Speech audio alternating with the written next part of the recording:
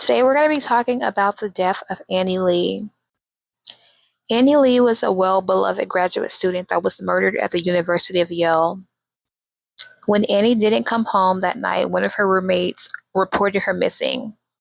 A campus alert went around the university for a missing person. On the morning of September 8th, a security camera on campus caught Annie entering a laboratory building at the School of Medicine.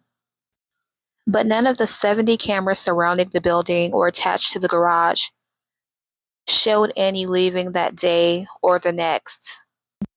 People speculated about Annie Lee, the doctoral student in pharmacology. They thought maybe she got cold feet. She was scheduled to marry her college sweetheart on September 13th. Days passed and students and staff grew increasingly worried. It was also stated that, according to ABC News, her pocketbook and cell phone were later found at the lab on campus. Annie was described as smart, fun-loving, and energetic, someone who was extremely passionate, happy, and full of life. Yale also offered a $10,000 reward for information leading to Annie's whereabouts. Her fiancé came from New York and her family came from California. More than 100 law enforcement officers joined in on the search, focusing on the lab building. During the search, investigators discovered bloody clothing hidden above a ceiling tile that expanded to other places, including the trash and the incinerator that was 40 miles away. Police noticed a smell similar to a decomposing body and brought cadaver dogs. This was approximately 5 days after Annie's disappearance, when police discovered her body hidden behind a utility panel in the basement of the laboratory building.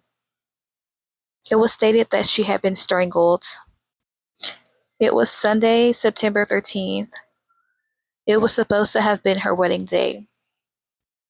Police charged Raymond Clark III, a 24-year-old animal tech who worked at Yale. ABC News stated law enforcement said when they found her, she was like mush. She was so smashed up, she was unrecognizable. The medical examiner determined she passed away from strangulation, reported by CBS News. She had a broken jaw and collarbone. All injuries, the medical examiner said, happened when she was alive. Her bra pushed up and her panties pulled to her ankles. Detectives found semen on a panty liner and other areas of her body, suggesting that she was S-worded assaulted. The morning of her disappearance, she left her office at the Sterling Hall of Medicine and went a few blocks to 10 Amistad Street, a 2-year-old lab building where she did research. Entering this building requires an electronic ID card, coded for people who have reason to be in the facility. Getting into the basement, where Amy's body was found, requires another level of access. Certain parts of the basement, including places where Raymond Clark regularly worked, are restricted to yet a third subgroup.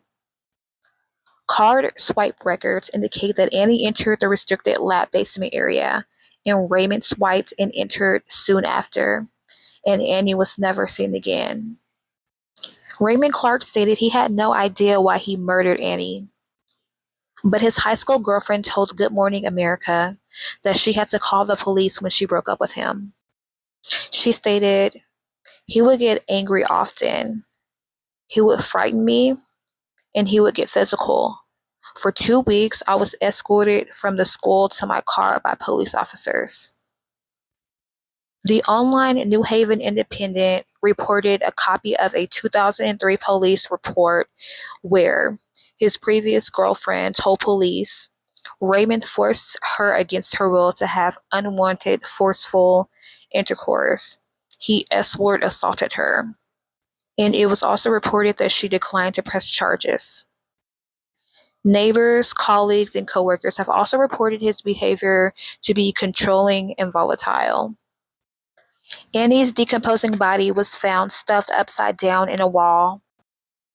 Annie was an academic star throughout high school and college and was on her way to earning a doctorate at Yale University.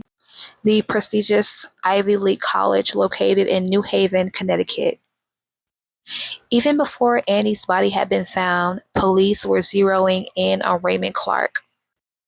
Raymond was a lab tech at Yale. Raymond did not attend Yale but worked there in a custodial function type of way. Raymond was known to be hard on students who left the lab dirty, making more work for him. An unknown source told ABC News that Raymond emailed Annie Lee to complain about her leaving dirty mice in the cages after her studies. A DNA sample was the final piece of puzzle and evidence that brought about this arrest on September 17th. Raymond eventually pled guilty to murder in exchange for a 44-year prison sentence. He also entered a Alford plea for one count of attempted to commit S-word assault, meaning he does not admit to the charge, but understands there's enough evidence for a conviction. Clark, 26 at the time, won't be released until 2053, at which he will almost be 70 years old. Police officers got the man, but unfortunately still do not know to this day what happened and why. Raymond Clark stands by his statement of he does not know why he murdered Annie Lee till this day.